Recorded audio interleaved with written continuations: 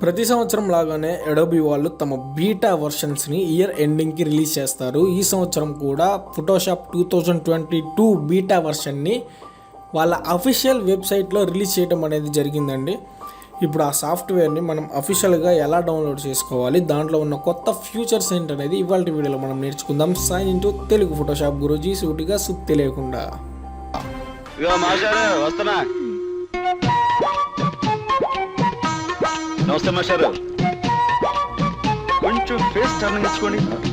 ముందుగా మనం ఫోటోషాప్ 2022ని అఫీషియల్గా ఎలా డౌన్లోడ్ చేసుకోవాలంటే గూగుల్లోకి వెళ్ళేసి జస్ట్ మీరు ఏం చేస్తారంటే అడోబీ అని జస్ట్ టైప్ చేయండి.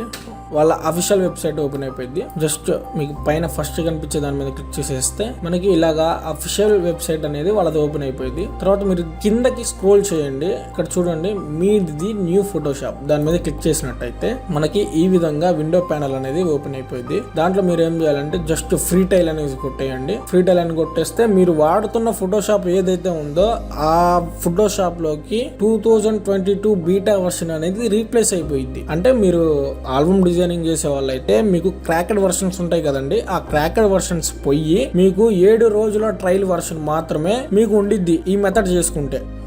ఇలా కాకుండా ఈ సాఫ్ట్వేర్ యొక్క లింక్ని నేను జాయిన్ బటన్లో పోస్ట్ చేయడం అనేది జరిగింది.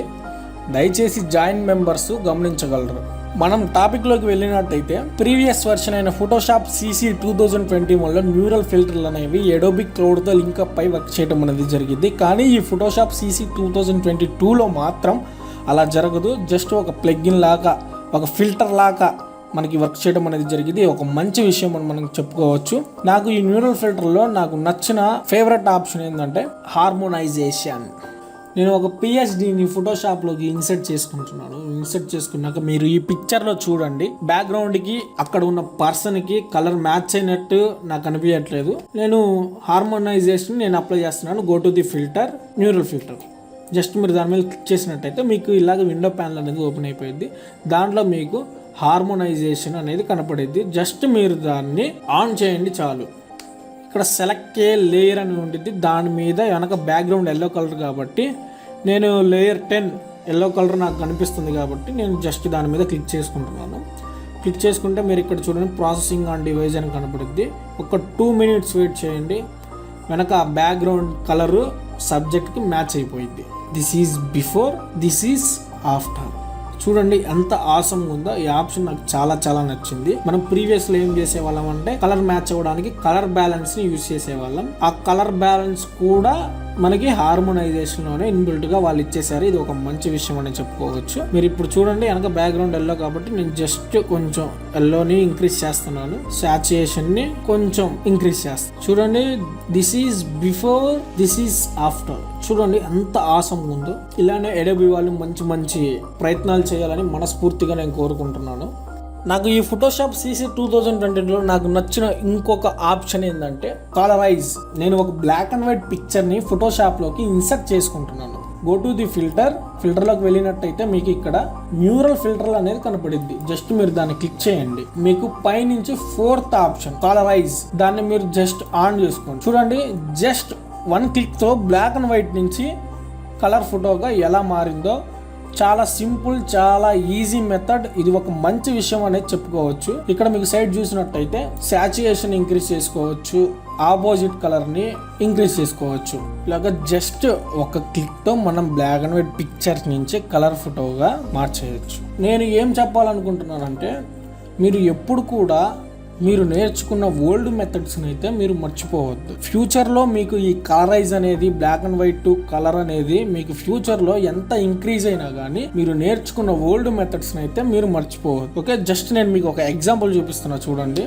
ఇది నేను చేసిన ఓల్డ్ మెథడ్లో చేసిన black and white colour. Photoshop CC 2022లో జస్ట్ 1 క్లిక్తో బ్లాక్ అండ్ వైట్ కలర్గా చేసింది. ఓకేనా, మీకు ఫోటోషాప్లో ఫ్యూచర్లో ఎంత మంచి అప్డేట్స్ వచ్చినా కానీ మీరు ఓల్డ్ మెథడ్స్ని అయితే, మీ పునాదులను అయితే మీరు మర్చిపోవకండి. నెక్స్ట్ వన్ నాకు నచ్చిన ఇంకో ఆప్షన్ ఏంటంటే ఆబ్జెక్ట్ సెలక్షన్ టూల్. జస్ట్ నేను మీరు దాన్ని సెలెక్షన్ చేసుకోండి. సెలక్షన్ చేసుకుంటే మీకు పైన ఆబ్జెక్ట్ ఫైండర్ అని కనపడిద్ది. ఇక్కడ ఇది రొటేట్ అవుతా ఉండిద్ది. ఆబ్జెక్ట్స్ ఏమేమి ఉన్నాయో అది అబ్జర్వ్ చేసుకుండిద్ది. దానికి కొంచెం టైం పట్టిద్దండి. ఇది మొత్తం ఆబ్జెక్ట్స్ని అబ్జర్వ్ చేసుకున్నాక మీరు ఇక్కడ చూడండి, మీరు ఏం లేదు జస్ట్ ఈ ఊరకు అలా క్లిక్ చేయండి. ఈ పర్సన్ అంత వరకు చూడండి, సెలక్షన్ అయిపోతారు. తర్వాత ఇతను, ఇది ఒక మంచి విషయం అనేది మనం చెప్పుకోవచ్చు అండి. ఇలా మనకి ఏది కావాలంటే అది ఆ సాఫ్ట్వేర్ అబ్జర్వ్ చేసుకున్న దాన్ని బట్టి ఈ ఆబ్జెక్ట్ సెలక్షన్ అనేది వాటంతటా అదే సెలక్షన్ చేసుకుంటుంది. ఆటోమేటిక్గా ఆబ్జెక్ట్ అనేది ఫైండ్ చేసేసిద్ది మనకి. ఇది ఒక మంచి విషయం అనేది చెప్పుకోవచ్చు. అనదర్ ఇమేజ్ని ఫోటోషాప్లోకి ఇన్సర్ట్ చేసేసుకుంటున్నాను. ఇన్సర్ట్ చేసుకొని చూడండి, ఇక్కడ ఆబ్జెక్ట్ ఫైండర్ అనేది లోడ్ అవుతా ఉంది. చూడండి, జస్ట్ వన్ క్లిక్ చేయగానే జస్ట్ మౌస్ కర్సర్ని అలా మూవ్ చేయండి. అక్కడ మనకి సబ్జెక్ట్ ఏదైతే ఉందో దానంత వరకే సెలక్షన్ అయింది. చూడండి, సెలక్షన్ అయిపోయింది. సబ్జెక్టుని సెలక్షన్ చేసుకుంటున్నప్పుడు బ్లూ కలర్ కనిపిస్తుంది కదండి, దాన్ని మీరు మాన్యువల్గా కూడా మార్చుకోవచ్చు. పైకి వెళ్ళినట్టయితే సెట్టింగ్ బటన్ ఒకటి ఉండిద్ది, దాని మీద క్లిక్ చేసినట్టయితే కలర్ అని మనకు ఆప్షన్ ఉండిద్ది. దానిలో డిఫాల్ట్ అని ఉండిద్ది. దాంట్లో ఇక్కడ మీకు నచ్చిన కలర్ని యాడ్ చేసుకోవచ్చు. నాకు సపోజ్ గ్రీన్ కలర్ నచ్చింది, గ్రీన్ యాడ్ చేసుకున్నాను. జస్ట్ మీరు ఇలా డ్రాగ్ అండ్ డ్రాప్ చేయండి, ఆ మౌస్ కర్సర్ని దాని మీద డ్రాగ్ చేయండి. ఇలా మనకి మనం ఏదైతే సెట్ చేసుకున్నావో ఆ కలర్ అనేది మనకి అప్లై అయిపోయింది. Next one, Illustrator layer option in Photoshop. నేను ఇలిస్టరేటర్లో ఒక ఈపీఎస్ ఫైల్ని Ctrl+C, ఫోటోషాప్లో Ctrl+V కాపీ అండ్ పేస్ట్. చూడండి, నెక్స్ట్ Ctrl+T సహాయంతో దీన్ని నేను ఇంక్రీజ్ చేస్తున్నాను. ఈ డిజైన్ నాకు కనిపించడం కోసం ఈ వెనక బ్యాక్గ్రౌండ్ ఉంది కదా, Ctrl+I బ్లాక్ ఇన్వర్ట్ చేసేస్తున్నాను.